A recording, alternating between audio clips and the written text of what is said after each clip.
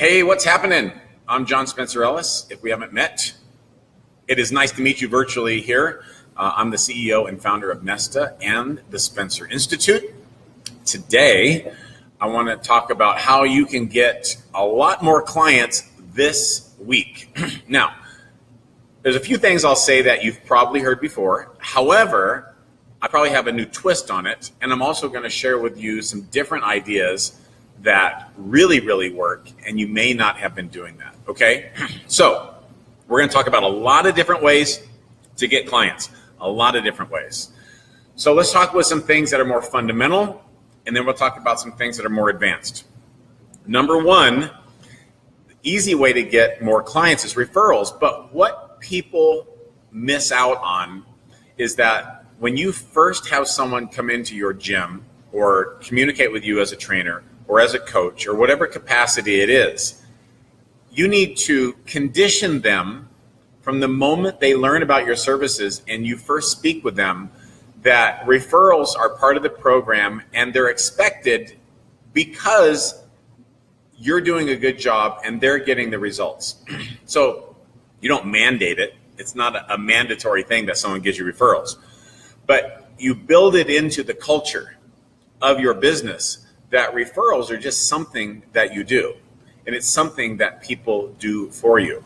So as soon as people learn about your business and you have that initial consultation, evaluation, or whatever it is that you do, first time you meet someone, you let them know that you appreciate referrals, we're grateful for referrals, our business is built on referrals, and so on.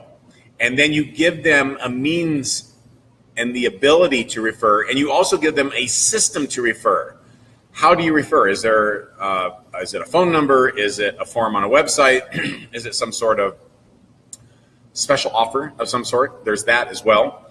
Then when someone refers you a person and they convert to a client, please don't just give them a Starbucks gift card.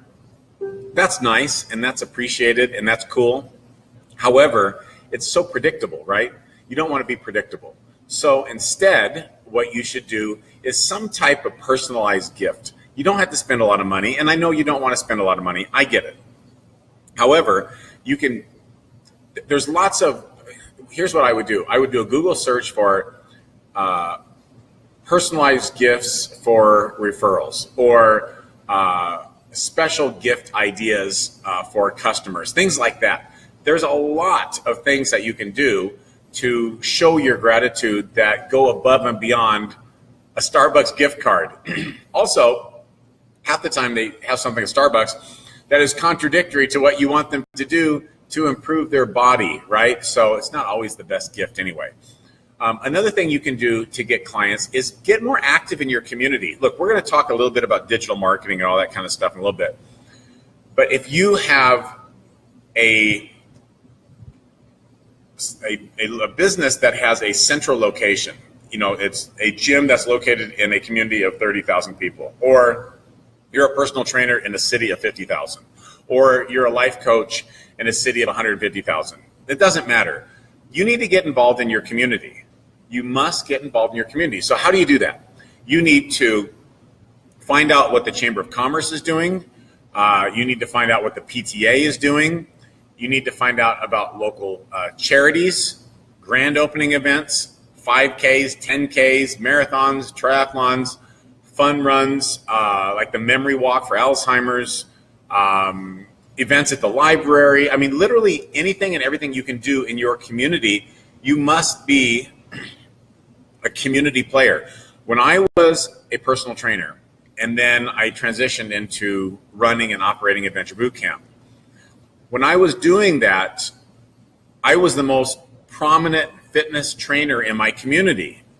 And it wasn't just because I knew what I was doing and I got results from my clients. That's true and that's good. I'm glad I wasn't a bad trainer, right? However, what got me the recognition that I needed to grow my business was that I was omnipresent in my community. Whatever was happening in my community, I was a part of. When they would open a new restaurant, I was there. When they had something for the PTA, I was there. When they had a 5K in town, I would get a booth and I would ask to do the warm-up for the run. When there was any charity event to raise money for after-school programs or for families in need or whatever it was, I was there getting involved with it. And it really helped me. I literally spent no money on marketing my business for a decade. For a decade, I spent zero money marketing my fitness business because I was so present in the community that I just got referral after referral after referral. And then again, what we talked about a minute ago is building the culture of that a referral is expected because they know that's how you build a business and they know that you're grateful for it. And so the first time they meet you, you tell them about that. Then you keep perpetuating that because you're so ever present in the community. The other thing that helped me when I was doing personal training and the boot camp is search engine optimization. Now, we have a company that does that for you, and I'll just tell you what it is real quick, and if you're interested, great. If not, that's cool. There's actually a free training there. You might as well take the free training and learn how to do some stuff yourself as well. Rankdominator.com. Rank, R-A-N-K, dominator.com. So check that out. There's some free training. You get a free month as well. So, but if you're able to rank your business on the top of or near the top of Google, and you have referral and you're omnipresent in your community, you're going to do really, really well. So how do you get ranked top on Google? There's a lot. Look, this is a big topic. However, there's a few things you need to do. Number one, you need to keep adding content to your website. You should have a blog. If you don't have a blog, basically it's a WordPress website, but with a blog, meaning you have updated content. If you don't have that, and you are a fitness business owner, you're dead in the water. You are spinning your wheels and your competition is going to crush you. That's just the way it is. And you don't have to spend a lot of money on a website, but your website needs to be functional. It needs to be informative. It needs to be engaging, and it needs to be found easily on Google. If you have a geographically sensitive business, so let's just say I'm in Las Vegas. So if I did like Las Vegas personal trainer, when I'm doing blog posts on my blog and I still want to grow my Las Vegas personal training business, somehow woven within each story that I do, it needs to mention something about Las Vegas or Clark County, which is a county that Las Vegas is in. Personal trainer, gym, workout, fitness facilities, best places to get in shape. And weave all that in there, not spammy, but in a way that it makes sense into each blog post that goes out. And then over time, my website becomes an authority for that geographic location. So let's just say you're going to talk about best way to drop 10 pounds before summer. You write the article, but then within it, you mention your geographic location. Maybe another one is how to stay healthy during the holidays. That's a good one. So it would be, in this example, Las Vegas personal trainer teaches residents how to stay fit and healthy throughout the holidays. And then in New Year's, the next one could be local fitness guru in Las Vegas teaches Valley residents how to maintain their New Year's resolution to, get in shape. Whatever it is, you need to put out content. And if you have a geographically sensitive business, the content needs to be related to the geography of your business as well. Really, really important. So that's going to help you get indexed on Google, Yahoo, and Bing. Google is the big monster, right? About 67 to 70% of all internet searches take place on Google. However, Yahoo and Bing still account for a good percentage of web traffic. So you want to make sure that you're doing everything you can in that. The general rule is that you optimize for Google and hope for the best with the rest. So it just kind of simplifies the process, but don't negate that. And if you want to advertise on search engines, advertising on Yahoo and Bing is far more affordable than Google. However, going forward now, the next thing to do is a Facebook ad. By far, it is the easiest, fastest, least expensive thing you can do to get more clients, especially when you have a geographically centric business. Again, I'm here. I'm pointing out this way. This is a Las Vegas Strip right here. I'm in Las Vegas. So let's just say I'm targeting, I have a body transformation program for women that are 28 to 48 years old. I mean, yeah, there's other people who could do it, but that's a pretty good demographic for that, right? So literally I could say within 20 miles of the Las Vegas Strip, I want to target women who are 28 to 48 years old who make at least $50,000 a year and own a home. And I can drill down and have consumer buying behaviors that are related to health products, weight loss, and so on. You can really drill down. Then I run that ad only to those people. And you can do this for as little as $1 or $2 a day and get a very, very good result. Now, the next thing is when they come to your website, what's the experience? You need to collect their information. You need to get their email. You need to have them sign up for an evaluation. You need to get them to come in for a tour. You need to give them some sort of gift in exchange. It's called an ethical bribe, or your freebie, your free offer, something in exchange for their email so you can start that communication with them.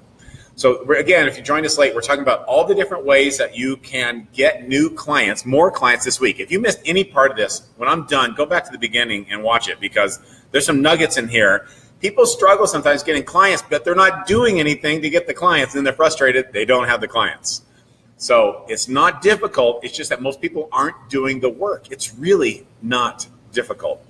Okay, so we talked about referrals. We talked about being active in your community. We talked about optimizing your website in Google. And we're touching on all these things, but I gave you some very specifics as well. Now we're talking about doing a Facebook ad. So you do a Facebook ad, you target the people correctly. Make sure here's the other thing too. Make sure your image is appropriate. And to make your image pop off the page a little bit more for your Facebook ad, increase the saturation of the color and increase the contrast about 20%. You can tweak it a little bit. You'll find the sweet spot. And it really makes your images pop more than the other images on Facebook. So it makes it look more vivid. So it visually stops it when you're scrolling through the newsfeed, right?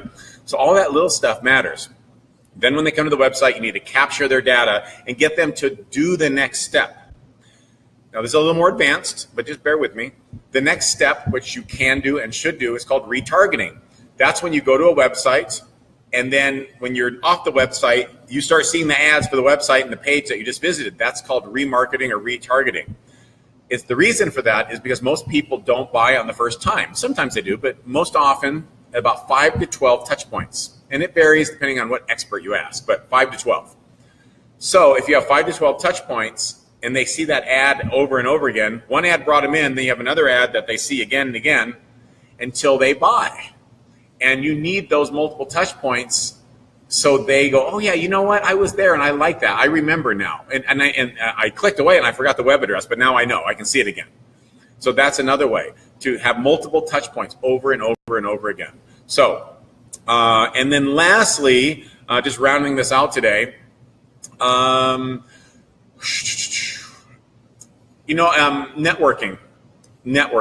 And that's part of getting out in the community as well. So I'm going to tie that together with getting out and being omnipresent in your community.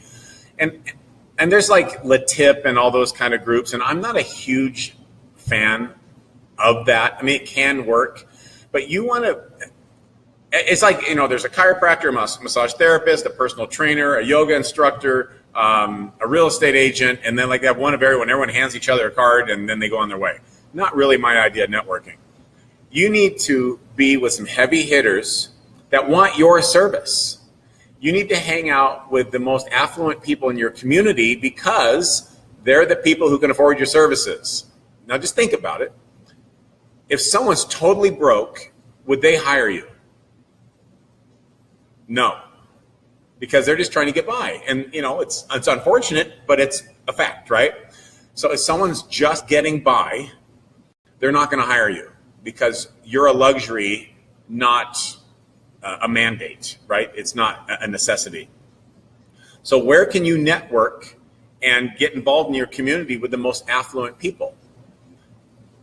Most often, that is through charities.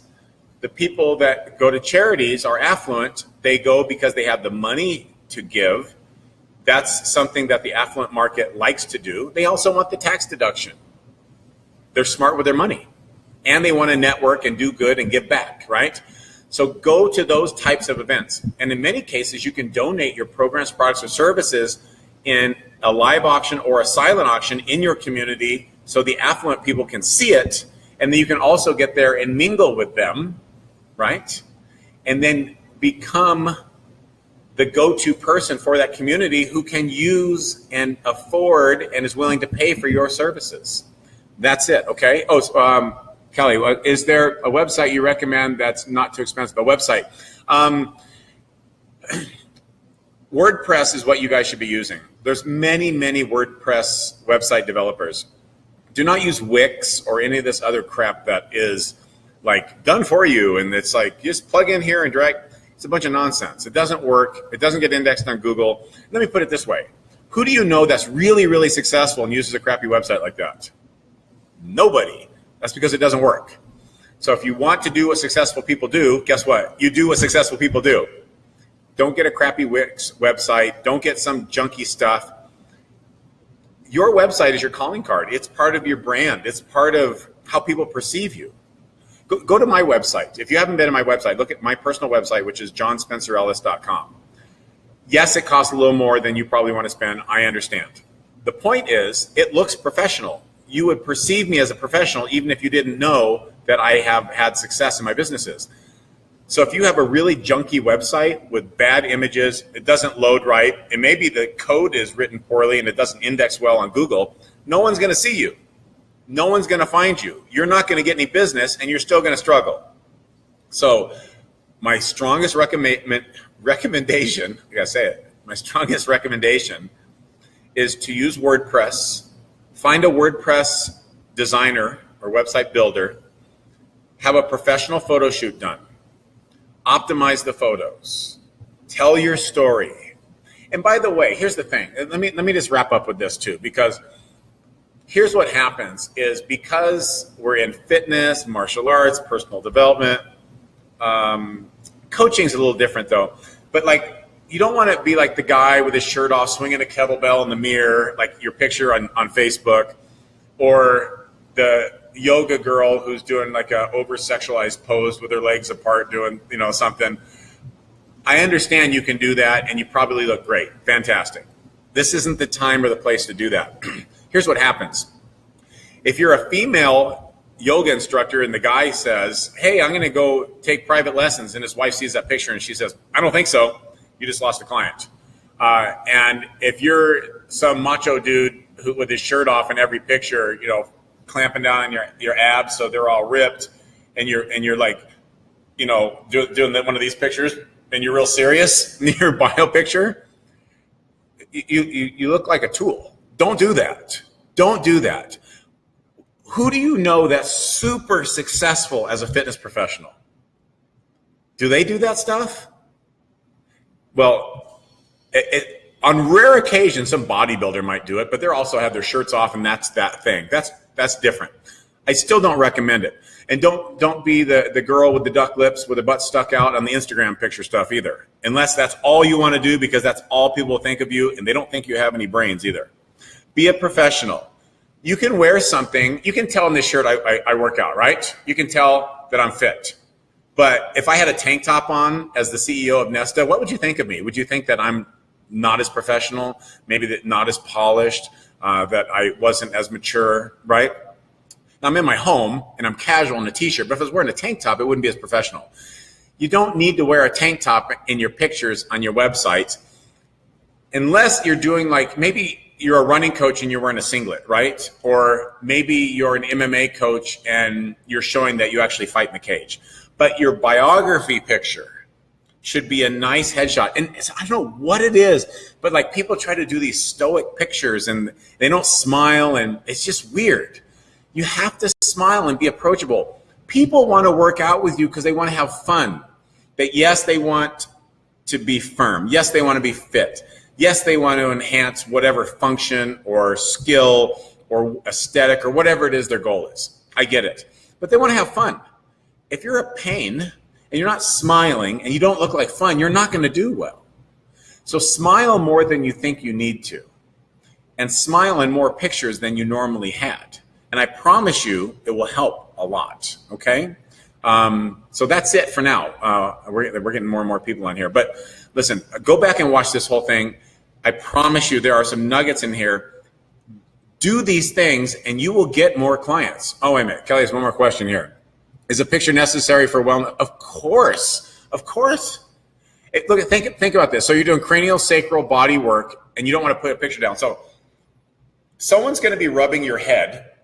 They might be naked under a towel and you have no idea what that person looks like before you go in there. I mean, sometimes if you go to, a spa or something like that, you don't always know the therapist that you're going to get. But if you're building a relationship, yes, Kelly, why wouldn't you want to use your picture? You have to, you're a brand. If you're not a brand, you're a commodity, which means you're like toilet paper, a crescent wrench, Vaseline, like things that just are ubiquitous everywhere. You want to be a brand. You need to stand out. You need to be memorable. You must be unforgettable. And if no one knows what you look like, then it's not going to work. You're going to fail. It's going to fail. I'm telling you. My question is, here's the deep question you have to ask yourself. Why would you not want to put your picture up? There's a reason. I'm not going to get into it right here and now, but there's a reason why you don't want to put your picture up, or why you'd wonder if it's important. Also, think about it. If you're doing wellness coaching and life coaching and this kind of thing, wouldn't you want to know what the person looked like? I'm a life coach and a wellness coach. Well, I'd like to know that they actually look the part and walk the walk and talk the talk. And if I don't know what they look like, I have to go by text. And if they're not a very good writer, then I may not think they're real bright either, right? But if you're very good on video, if you're charismatic on video, you can also convey a message more. So photos are good and you need them. And video is even more important. What if I were to just write down everything I've said in this video? Could you feel the passion that I'm hopefully emanating forth, right? Could you tell what I think is most important, unless I underlined it, italicized it, made it bold, right? But the inflection, the tonality, the emphasis can only be felt with video, unless you're in person, which is even better. But that you can't reach as many people. You must embrace video. That's another thing too. You know what? I forgot about that. Here's another thing. If you really want to get more clients fast, do a Facebook Live just like this. Do it. So people say, well, I don't know what to say and I don't feel good on camera. Well, look, I have 2 lights behind me here. So the light is good, right? They're called soft boxes. You can get a light kit on Amazon for like $97. Super easy. And I'm using this microphone right here. This is, I forget what this is called, but there's better ones than this. This one's tiny because I travel with it sometimes. But you can get the Blue or the Yeti, and you can get those on Amazon. They don't cost that much, and man, it makes a big difference with the vocal quality. So all that kind of stuff matters. So yeah, you want to have good light and all that kind of stuff. Also, what's crazy, if you have bad light and you have dark circles or dark shadows under your eyes, it doesn't make you look trustworthy. Because think about any of the nemesis, the characters that they have in different movies. They always have they cast them with dark shadows and stuff like that because they want to give the illusion that they're not trustworthy. Well, if you have bad lighting, instead of good lighting like this isn't perfect, but it's pretty good. Bad lighting makes you look less trustworthy. So natural light is always best, but the sun's starting to go down here and it's off to this side over here. So I have to kind of even it out. Do a Facebook Live, okay? Do a Facebook Live and offer some of your tips, offer your strategies. Like you can just say, hey, this is Kelly. Just want to give you, I was studying up on wellness coaching. If you don't know, I offer wellness coaching in ABC and blah, blah, blah. And it's available at my website, kellyswellnesscoaching.com, whatever, right? Then you go on to talk about whatever you're going to talk about. I learned 3 important things. The first is blah, blah, blah, blah, blah. And the second is da, da, da, da, da. So if this is interesting to you, let me know if you're interested in the wellness coaching, da, da, da, da, da. And then you close the loop and you say, and third, what I learned is most important is that sleep is where the circadian rhythm is set. to where your body functions at the highest level possible. And that happens through deep quality restorative sleep. So the cascade of hormones can make your body function at the highest level possible. And then you go in to talk about it, whatever it is.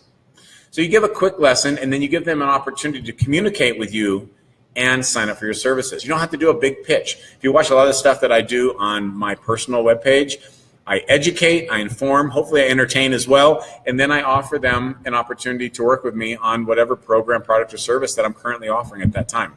That's it.